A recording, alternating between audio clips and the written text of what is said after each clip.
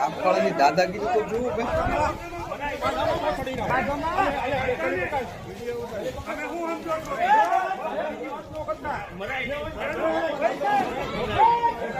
ગોપાલના પાટીઓ દાદાગીરી કેટલી કરી રહ્યા છે તો 3 સીટ આવી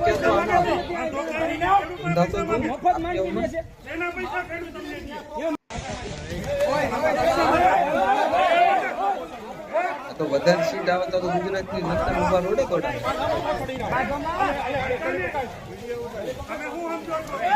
આટલી દાદાગીરી છે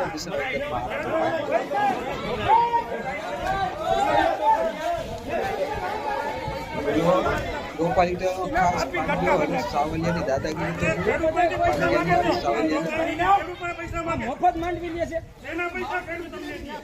મિત્રો તમે આ ગોપાલ ઇટાલિયાના ખાસ પાગ્યા અને જુનાગઢ જિલ્લાના આમ આદમી પાર્ટીના પ્રમુખ હરેશ સાવલિયાનો દાદાગીરી કરતો તમે આ વિડીયો જોયો ને હજી તો ગુજરાતની અંદર 2 થી 3 સીટો આ મફતી આપ્યાની આવી છે.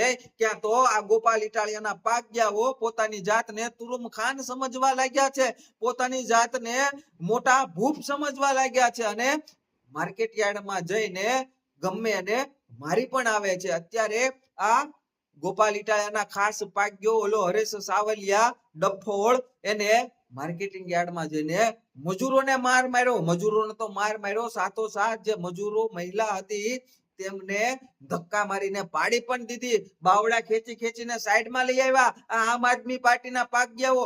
અને અત્યાર સુધી તો આ ગોપાલના ખાસ પાગ્યાઓ સોશિયલ મીડિયામાં વાહવાહી મેળવવા માટે થઈને જુનાગઢ જિલ્લાના માર્કેટિંગ યાર્ડોમાં જઈને મોબાઈલ થી વિડીયો ઉતારીને મજા એવું ભાષણ કરતા હતા. ભાજપ વાળા આમ કરે, ભાજપ વાળા તેમ કરે, ભાજપ વાળા ફરાણું કરે. પરંતુ આ બધાથી આ મફતિયા આપ્યાઓની કારી ફાવી નહીં.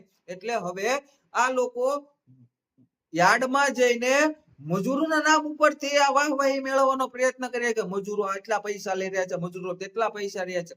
અરે ભાઈ, મજૂરે જો ગુણી ઉચકવાની 2.5 મણની 2 મણની ગુણી ઉચકવાના કદાચ 5, 10, 20 રૂપિયા વધારે લઈ દીધા તો એમાં ખેડૂતનું કઈ ખોટું નથી થવાનું, નથી કોઈ ભાજપ વાળાનું ખોટું થવાનું નથી. 10-20 રૂપિયામાં ભાજપ વાળાને કઈ મજૂરો ભાગ નથી આપવાના. એ કાળી મજૂરી કરી રહ્યા છે અને એમને કદાચ 5, 10, 25 રૂપિયા એ ગુણ ઉચકવાના લીધા હોય તો એ કોઈ મોટો હોબાળો કરવાનો કઈ ઇસ્યુ નથી.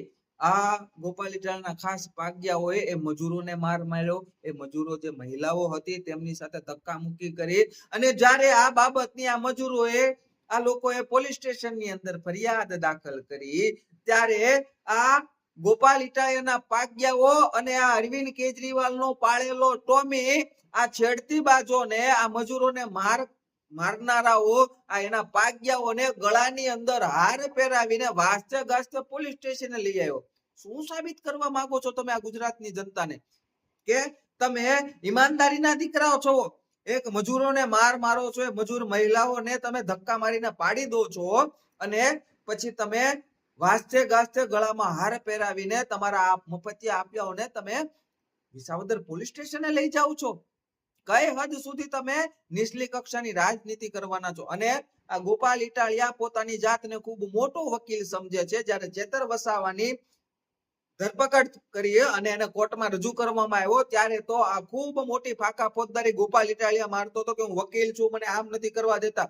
એલા તું વકીલ છો તો તું કાયદાનું ભણ્યો છો તો તને એટલી બધી ભાન નથી પડતી કે વિસાવદર પોલીસ સ્ટેશનના પીઆઈએ જો કદાચ ખોટી ફરિયાદ લીધી હશે તો તું કોર્ટમાં જા. આમ તો મોટા ઉપાડે તું ગોપાલ ઇટાલિયા પોલીસના પટ્ટા ઉતારવાની વાત કરતો હતો. જો તું વકીલ હો તો તું કોર્ટમાં જઈને જો એ પીઆઈ સાહેબે ખોટું કર્યું હોય તો એના પટ્ટા ઉતાર, તને કોણ ના પડે છે? પણ તારે તો સોશિયલ મીડિયામાં ખોટી ફાકા ફોજદારી કરવી છે અને પાછો આ ટણપો વકીલ થઈને પોલીસને પૂછે છે કે તમે છેડતીની ફરિયાદ કેમ કરી, છેડતીની ફરિયાદ કેમ કરી?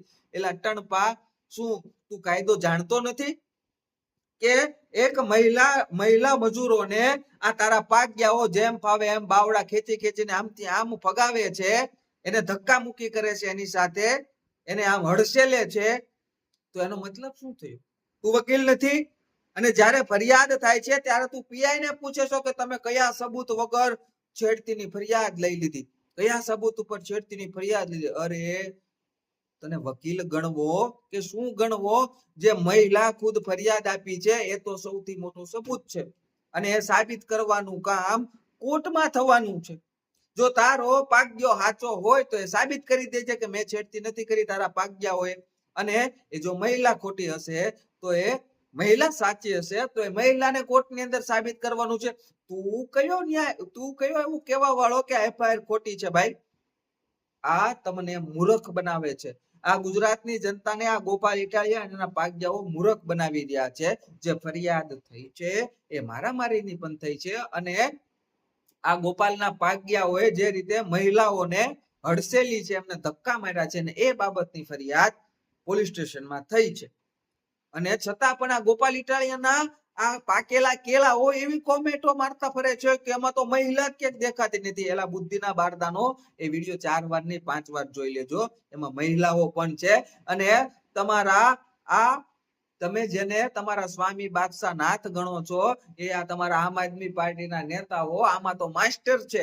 આવો વિડીયો લઈ લીધો અને જ્યારે એના પછીની બબાલ થઈ ત્યારે વિડીયો ઉતારવાનું ભૂલી ગયા.